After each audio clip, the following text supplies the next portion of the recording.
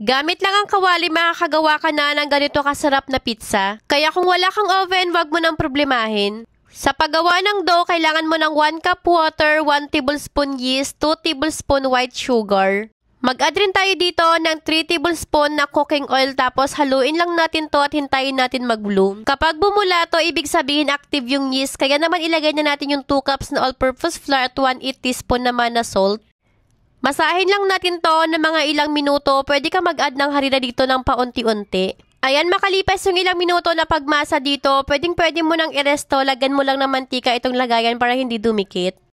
Habang naghihintay naman tayo dito sa dough, magpiprito naman tayo nitong bacon. Pwedeng ham, pwede ring hotdog kung ano yung available.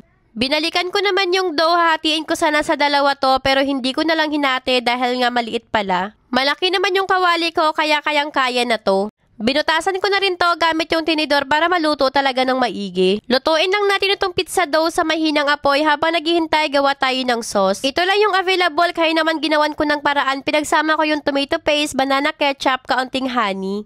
Tinikman ko rin at grabe, sobrang sarap kaya excited akong matapos to. Para naman sa cheese, gumamit ako dito ng mozzarella cheese. Kumuha lang ako ng maliit na size tapos ginidgid ko na rin to ng maliliit. Ayan, okay na to. Binalikan ko naman itong pizza dough na niluto dahil kailangan natin itong baliktarin para yung kabilang side naman yung maluto. Pagkabalik